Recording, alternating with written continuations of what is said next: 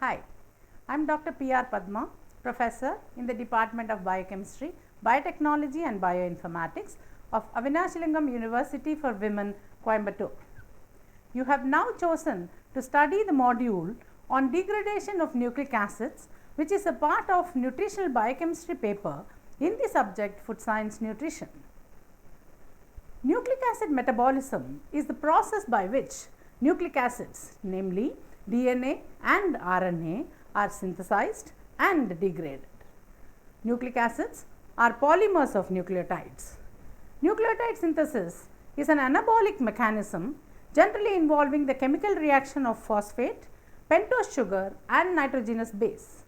The destruction of nucleic acid is a catabolic reaction. Both the synthesis and degradation reactions require enzymes to facilitate the events.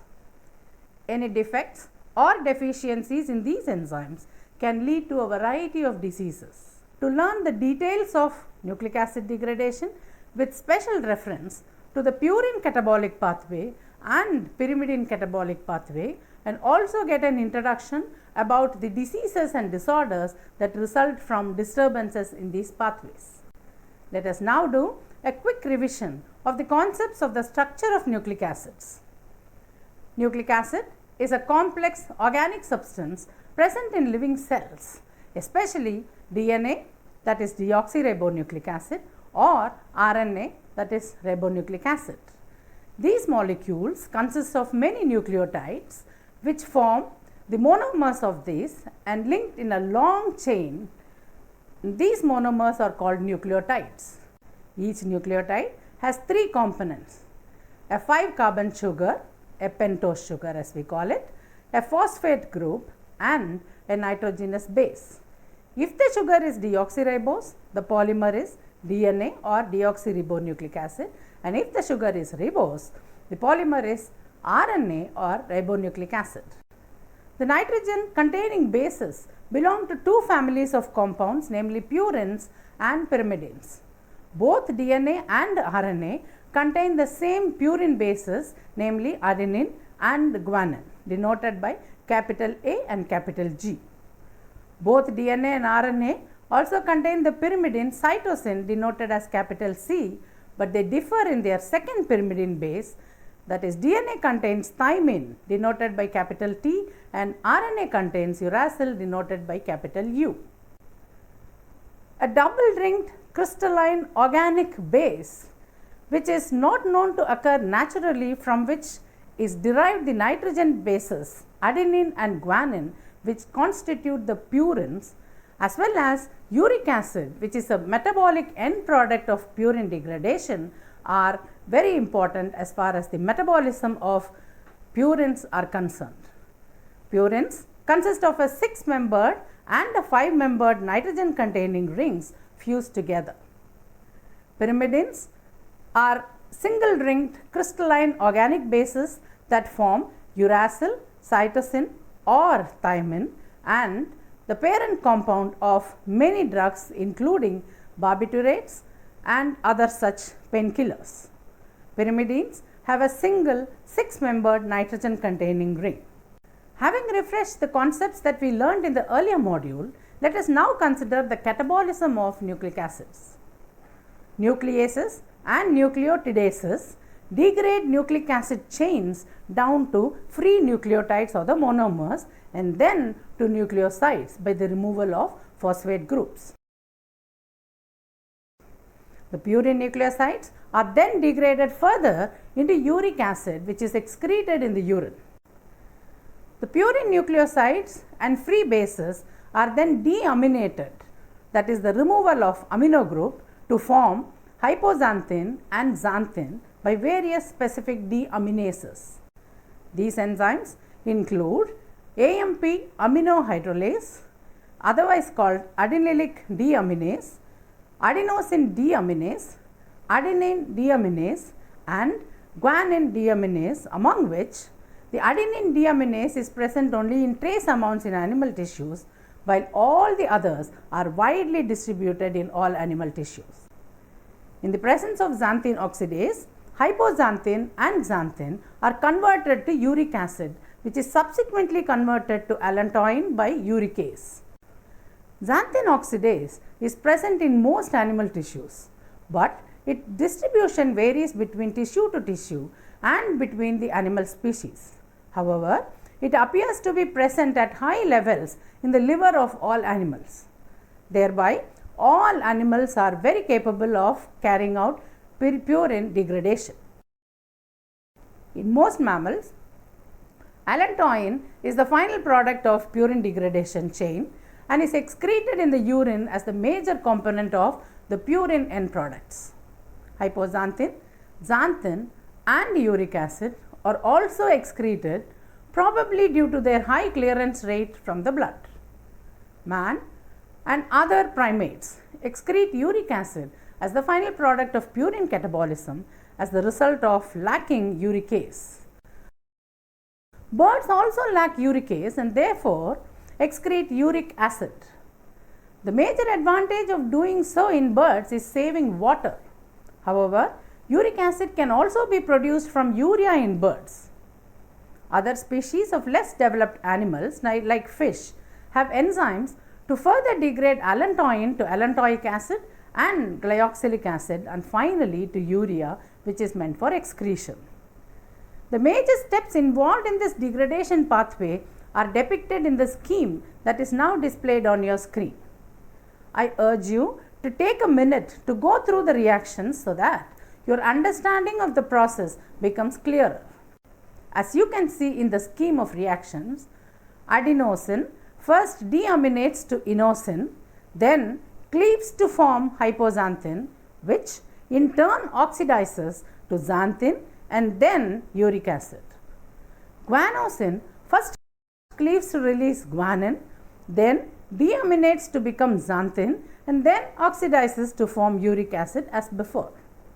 In general, the nucleotide monophosphates, namely AMP, IMP and CMP, are converted to their respective nucleoside forms, that is adenosine, inosine and guanosine, by the action of nucleotidase. The amino group either from AMP or adenosine can be removed to produce IMP or inosine respectively. Inosine and guanosine are respectively converted to hypoxanthine and guanine, both of which are purine bases. This is done by purine nucleoside phosphorylase. Adenosine is not degraded by this enzyme and therefore it has to be converted to inosine. Guanine undergoes deamination by guanase to form xanthin. Xanthin oxidase is an important enzyme that converts hypoxanthine to xanthin first and then converts xanthin to uric acid. This enzyme contains FAD, molybdenum and iron and is exclusively found in the liver and small intestine of animals. Xanthin oxidase liberates hydrogen peroxide, which is harmful to the tissues when not scavenged. Catalase is an enzyme that can effectively cleave hydrogen peroxide to water and oxygen. When reactions of purine degradation do not occur sequentially, several disorders can ensue. We shall now consider the major disorders of purine degradation pathway. Let's start with gout. Gout is a metabolic disease associated with the overproduction of uric acid. At the physiological pH, uric acid is found in a more soluble form as sodium urate. In severe hyperuricemia, crystals of sodium urate get deposited in the soft tissues, particularly in the joints. Such deposits are commonly called as tophi. This causes inflammation in the joints, resulting in a painful gouty arthritis. Sodium urate and uric acid may also precipitate in the kidneys and ureters, resulting in renal damage and kidney stone formation. Historically, gout was found to be often associated with high living, overeating and alcohol consumption. In the earlier days, alcohol was contaminated with lead during its manufacture and storage. Lead poisoning leads to kidney damage and decreased uric acid excretion, causing gout. Thus, Gout is caused by an elevated uric acid level in the bloodstream and the accumulation of uric acid crystals. Uric acid crystals deposit in the joints, causing inflammation of the joint, leading to pain, redness, heat, and swelling. Causes of an elevated blood uric acid level, which is referred to as hyperuricemia, include genetics, obesity, certain medications such as diuretics or water pills as they call it, and chronic decreased kidney function. When gout is mild, infrequent and uncomplicated, it can be treated with diet and lifestyle changes alone. But when attacks are more frequent, or when uric acid kidney stones have occurred, or tophi are present, or there is evidence of joint damage from gout attacks, medications are typically used to lower the blood level of uric acid. The drug of choice for the treatment of primary gout is allopurinol, which is a structural analog of hypoxanthine and therefore can competitively inhibit the enzyme xanthine oxidase. Inhibition of xanthine oxidase by allopurinol leads to the accumulation of hypoxanthine and xanthine. These two compounds are more soluble than uric acid and therefore can be easily excreted, thus reducing gout attacks. Besides the drug therapy, restriction in dietary intake of purines and alcohol is also advised. Consumption of plenty of water will also be useful because it washes out the uric acid and does not allow it to deposit. The anti-inflammatory drug colchicine is also used for treatment of gouty arthritis. Other anti-inflammatory drugs such as phenylbutazone, indomethacin, oxyphenybutazone, corticosteroids are also useful. Let's move on to the next condition, SCID or severe combined immunodeficiency as we call it. This condition, SCID, represents a group of rare, sometimes fatal congenital disorders characterized by little or no immune response. The deficiency of an enzyme called adenosine deaminase, which is abbreviated as ADA, causes severe combined immunodeficiency or SCID. This involves T cell and usually the B cell dysfunction. T cells and B cells are important components of the immune system. It is explained that ADA deficiency results in the accumulation of DATP or deoxy-ATP, which is an inhibitor of ribonucleotide reductase, and therefore DNA synthesis and cell replication are affected. The deficiency of purine nucleotide phosphorylase is associated with impairment of T cell function but has no effect on B cell function. Uric acid synthesis is decreased and the tissue levels of purine nucleotides and nucleosides are higher. It is believed that deoxy-GTP inhibits the development of normal T cells. The most common treatment for SCID is bone marrow transplantation, which has been successful using either a matched, related or unrelated donor or even a half-matched donor, which could be either of the parents. The half-matched type of transplant is called haploidentical. Haploidentical bone marrow transplants require the donor marrow to be depleted of all mature T cells to avoid the occurrence of graft versus host disease or DVHD. Consequently, a functional immune system takes longer to develop in the patient who receives a haploidentical bone marrow transplant compared to a patient receiving a matched transplant. Nowadays, transplants done in the first 3 months of life have a high success rate. Physicians have also done before the child is born and also by using cord blood, which is rich in stem cells. In utero transplants allow the fetus to develop a functional immune system in the sterile environment of the uterus. However, complications like GVHD would be difficult to detect or treat if they were to occur in utero. More recently, gene therapy has been attempted as an alternative to the bone marrow transplant. transduction of the missing gene to hematopoietic stem cells using viral vectors is also being tested in ADA skid and X-linked skid. While this has been very successful in some patients, others have developed serious complications from this treatment. More research is needed to understand these reactions involved and arrive at a good treatment strategy. There are also some non-curative methods for treating skid. This means the patient is not treated to cure the disease, but to keep the patient comfortable and free of the complications of the disease as much as possible.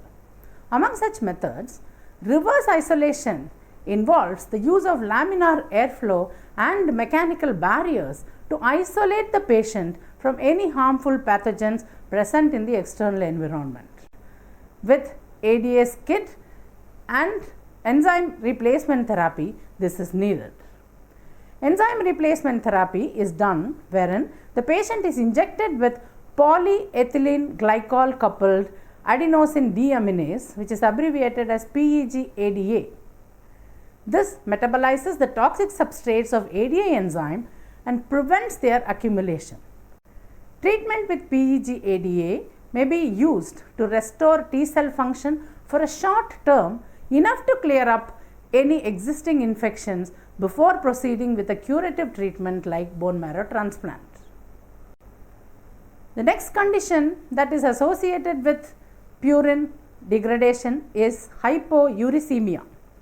Hypouricemia is a condition that results from below normal levels of uric acid in the blood. That is, a uric acid level of less than 2 mg per 100 ml in the serum represents hypouricemia. This condition is mostly associated with a rare genetic defect in the enzyme xanthine oxidase. It leads to increased excretion of xanthine and hypoxanthine.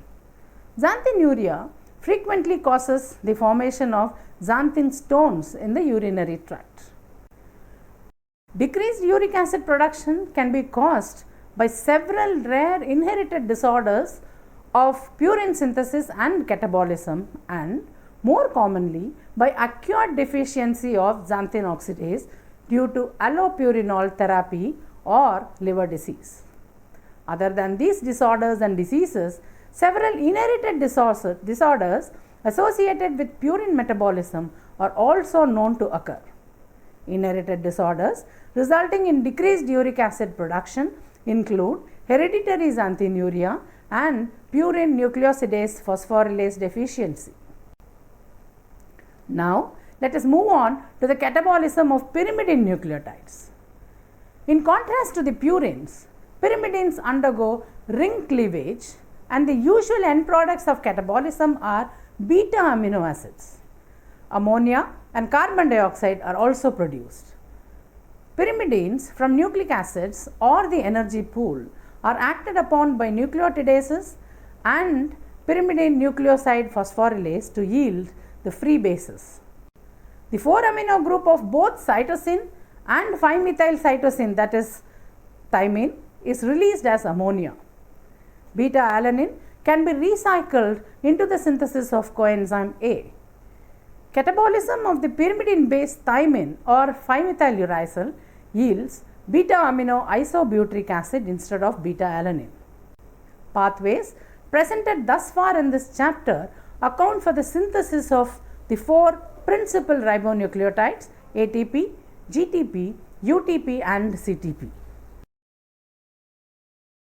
These compounds serve important coenzymic functions in the metabolism and are the immediate precursors for ribonucleic acids or RNA, and roughly 90% of the entire nucleic acid content in the cell is RNA, with the remainder being deoxyribonucleic acid or DNA.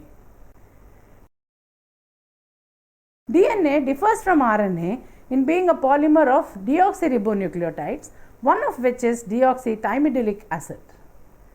We will now turn to the degradation of these compounds. In some organisms, free pyrimidines are salvaged and recycled to form nucleotides via the phosphoribosyl transferase reactions. In humans, however, pyrimidines are recycled from nucleosides but free pyrimidine bases are not salvaged. Catabolism of cytosine and uracil yields beta-alanine, ammonium ions and carbon dioxide, while the catabolism of thymine yields beta-amino isobutyric acid, ammonium ions and carbon dioxide. In order for the rings to be cleaved, they must first be reduced by NADPH. Atoms 2 and 3 of both the rings are released as ammonia and carbon dioxide. The rest of the ring is left as a beta amino acid. Beta amino isobutyrate from thymine is largely excreted. The beta alanine from cytosine or uracil may either be excreted or incorporated into the brain and muscle dipeptides, predominantly carnosine and anserine. The scheme that is now displayed on your screen will summarize the catabolism of pyrimidine nucleotides. Now, let us do a brief session on the disorders associated with the degradation of pyrimidines. We will start with orotic aciduria. This is a rare metabolic disorder characterized by the excretion of orotic acid in urine. This causes severe anemia and retarded growth. It is due to the deficiency of the enzymes orotate phosphoribosyl transferase and OMP decarboxylase of pyrimidine metabolism. Both these enzyme activities are present on a single protein as domains. In other words, it is a bifunctional enzyme. The hereditary form of orotic aciduria is an autosomal recessive disorder. It can be caused by a deficiency in the enzyme UMPS, a bifunctional protein that includes the enzyme activities of orotate phosphoribosyl transferase and orotidine 5' phosphate decarboxylase.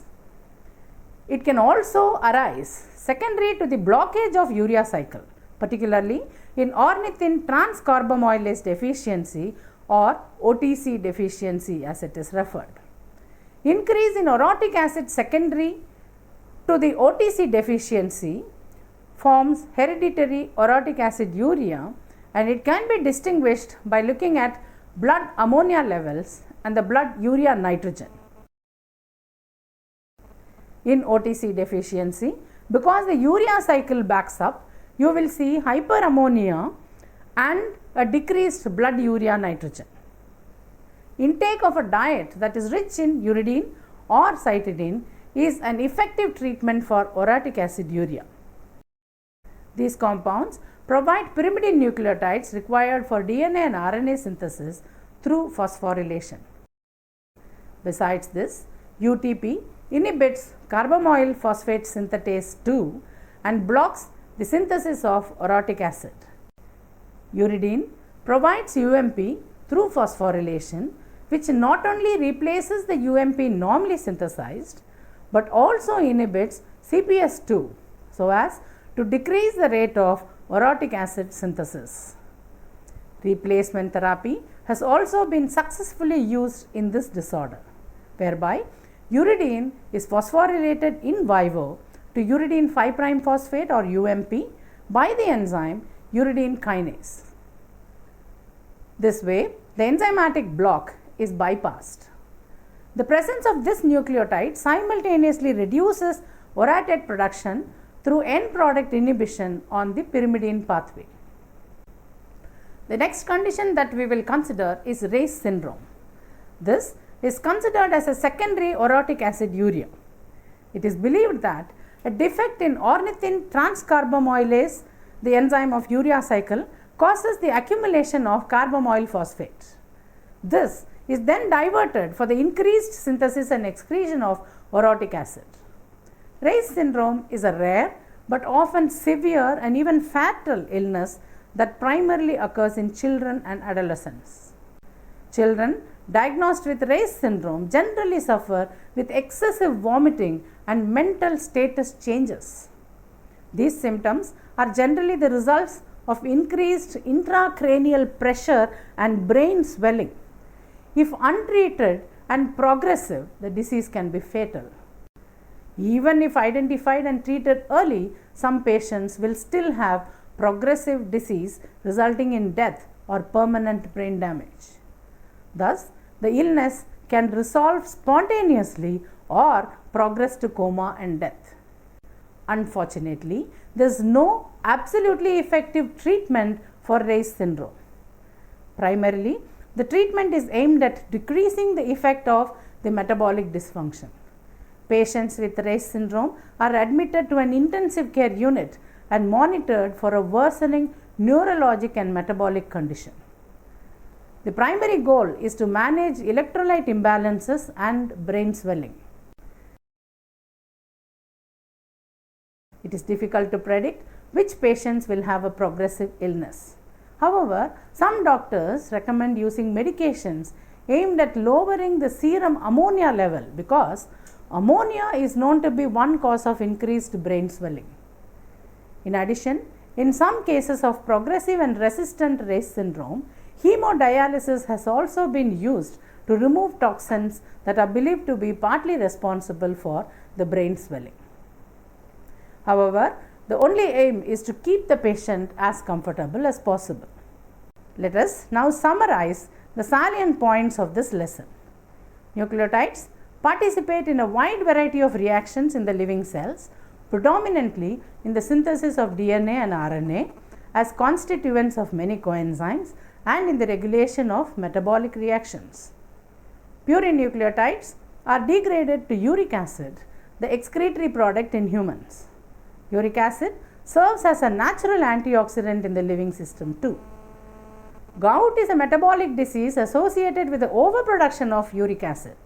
This often leads to the accumulation of sodium urate crystals in the joints, causing painful gouty arthritis. Allopurinol, an inhibitor of xanthine oxidase, is the drug used for treatment of gout.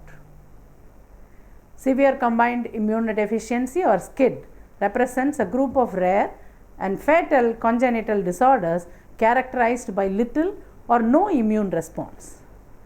The most common treatment for SCID is bone marrow transplantation. Pyrimidines are degraded to amino acids, namely beta-alanine and beta-aminoisobutyrate, which are then metabolized further. Orotic acid urea is an autosomal recessive defect in pyrimidine metabolism that is caused by the deficiency of orotate phosphoribosyl transferase and OMP decarboxylase. It is treated by a diet rich in uridine and cytidine or by replacement therapy. Reye's syndrome is considered as a secondary orotic acid urea. It is a defect in ornithine transcarbamylase enzyme, a component of the urea cycle. This causes accumulation of carbamoyl phosphate. Thus, nucleic acid components not only play a vital role in the functioning of the cell, but any defects in their metabolism can lead to dire consequences. With that, we come to the end of this module, and this is Dr. Padma signing off. Thank you.